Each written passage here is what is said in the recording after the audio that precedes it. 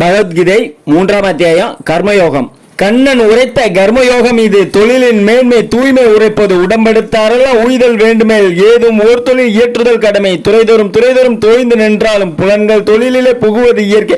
ஐம்புலன் அடக்கிய அறிவை திருத்தி ஞானம் அடைந்த நல்லறிவாளனும் கர்மம் செய்ய கடமைப்பட்டவன் ஞானம் மட்டுமே நாடுவான் அவனெனில்.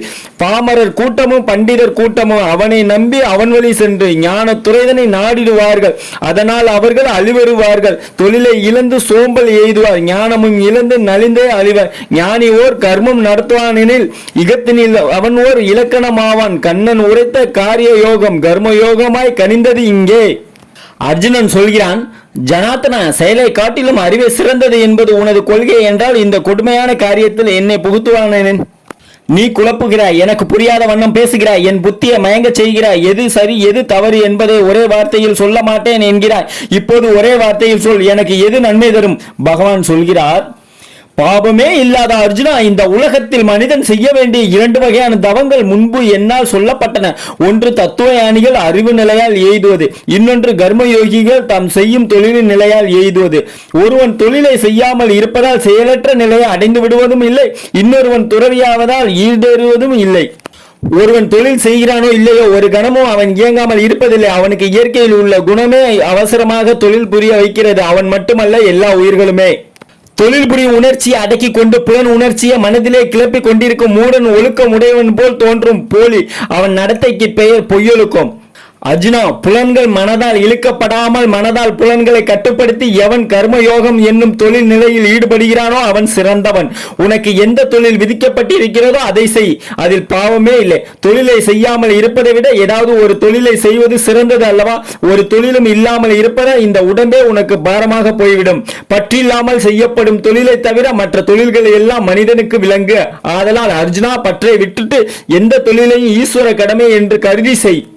முன்பு பிரம்மன் ஒரு வேள்வி நடத்தி உயிர்களை எல்லாம் ஒன்றாக படைத்து அந்த உயிர்களை பார்த்து சொன்னான், இனி நீங்கள் பெருகுவீர்கள், உங்கள் ஆசைகள் எல்லாம் இந்த வேள்வி உங்களுக்கு ஈடேற்றி வைக்கும்.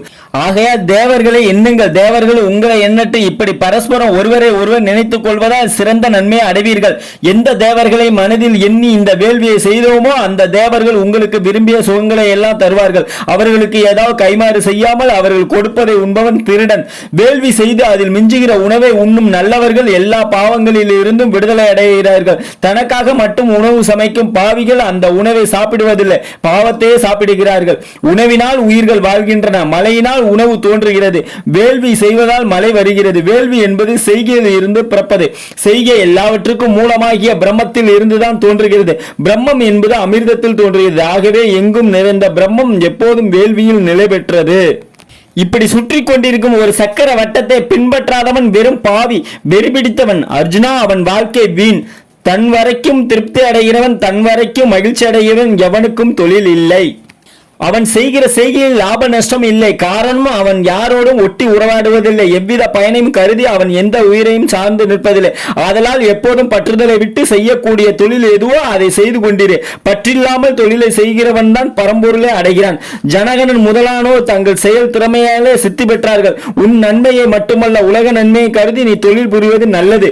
உயர்ந்த மனிதன் எதை செய்கிறானோ அதையே மற்றவர்கள் பின்பற்றுகிறார்கள். அவன் எதை நியாயப்படுத்துகிறானோ அதையே மற்றவர்கள் ஏற்றுக்கொள்கிறார்கள். அர்ஜுனா, என்னை பொறுத்தவரை 3 உலகத்திலும் எனக்கென்று எவ்வித கடமையும் இல்லை. நான் அடையாத பேரும் இல்லை. ஆனாலும் என்னுடைய இயக்கமும் தொழிலிலே தான் அடங்கி இருக்கிறது. நான் எப்போதும் தொழில் செய்யாமல் இருந்து விட்டால் மனிதர்கள் என்னை பார்த்து இதுதான் வழி என்று அவர்களும் தொழில் செய்யாமல் இருந்து விடுவார்கள். அதன் மூலம் தொழில் செய்யாமல் மக்கள் அழிந்து போவார்கள். என்னுடைய சோம்பல் ஒரு குழப்பத்திற்கு காரணமாகிவிடும். நான் காட்டிய தவறான வழியின் மூலம் மக்களை அழிய செய்தவனாவேன். பாரத பாமர மக்கள் ஆசை வைத்து தொழில் செய்கிறார்கள். ஆனால் அறிவுடையவன் ஆசையை நீக்கி உலகத்தின் நன்மையை கருதி தொழில் செய்ய வேண்டும். எந்த அறிஞனும் ஆசையோடு தொழில் செய்யும் அப்பாவிகளுக்கு தடுமாற்றம் ஏற்படுத்தக்கூடாது. அவன் ஒருமுகமாய் நின்று தொழில் செய்து எல்லா தொழில்களையும் கவர்ச்சி உள்ளனவாக்க வேண்டும்.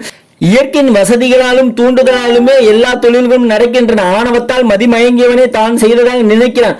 வாழ்வழியும் தோல்வழியும் மிக்கவனே இயற்கையின் குணத்தையும் அதில் தன் செய்கையும் பிரித்து பார்க்க தெரிந்தவன். எல்லா இயற்கையின் இயக்கமே என்று கருதி பற்றில்லாமல் இருப்பான். இயற்கையின் வசதியால் மதிமயங்கியவர்கள் அந்த வசதிகளிலும் தொழில்களிலும் ஆசையை வளர்த்துக் கொள்கிறார்கள்.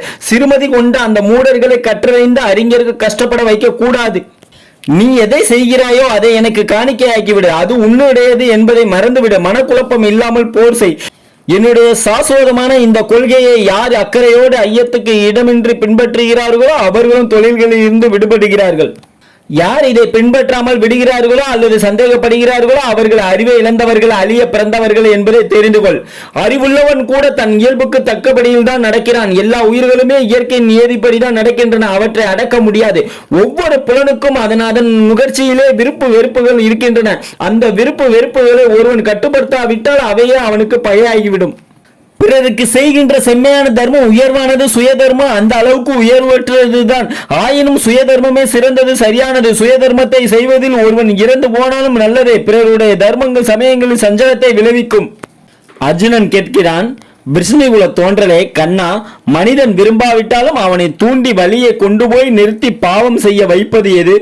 பகவான் சொல்கிறார், அதுதான் ஆசையும் கோபமும். அது மயக்க குணத்தில் பிறப்பது, அழிவுக்கு வழி செய்வது. இந்த இடத்தில் அதுதான் உனக்கும் பகை என்பதை தெரிந்து கொள். நெருப்பை புகை சூழ்ந்திருப்பது போலவும், கண்ணாடியில் கரை படைந்திருப்பது போலவும், கருவை கர்ப்பப்பை மூடி கொண்டிருப்பதை போலவும் இந்த மயக்க குணம் உலகை சூழ்ந்து கொண்டிருக்கிறது. குந்தியின் மகனை, ஆசை எனும் இந்த காலாக்கினை அறிஞனது அறிவை சூழ்ந்து கொண்டு அன்றாடம் பகைவனாக கூடவே நிற்கிறது. புலன்களும் மனமும் உணவும் தான் இந்த ஆசை தங்கும் இடம். இந்த மூன்றும் ஆசையால் அறிவை ஆட்டி படைத்து மனிதனை மயங்க வைக்கின்றன. ஆகையினால் பாரத தேசத்து சிங்கமே, நீ புலன்களை கட்டுப்படுத்து. அதன் மூலம் மெய் ஞானத்தையும் விஞ்ஞானத்தையும் அழியக்கூடிய ஆசையை கொன்றுவிடு. ஐம்புலன்களும் உயர்வானவைதான். ஆனால் அவற்றை விட மனம் மேலானது. மனதை விட அறிவு உயர்வானது. அறிவுக்கு மேலே ஆத்மாதான் சிறந்தது. ஆகையால் அறிவிலும் சிறந்த ஆத்மாவை அறிந்து கொண்டு முதலில் நீ யார் என்பதை உறுதிப்படுத்திக் கொண்டு வெல்ல முடியாத ஆசையோடு பகையை கொல்ல துணிந்து விடு. 3ஆம் அத்தியாயம் முட்டிட்டு 4ஆம் அத்தியாயம் அடுத்த வீடியோவில் பார்க்கலாம். DTGS7G குந்திராஜ் ஐயப்பதா யூடியூப் சேனல் பிடிச்சிருந்தா லைக் பண்ணுங்க, ஷேர் பண்ணுங்க, கமெண்ட் பண்ணுங்க. உங்களுக்கு பிடிச்சவங்களுக்கெல்லாம் இந்த வீடியோவை அனுப்பிச்சு விடுங்க. தேங்க்ஸ் ஃபார் வாட்சிங்.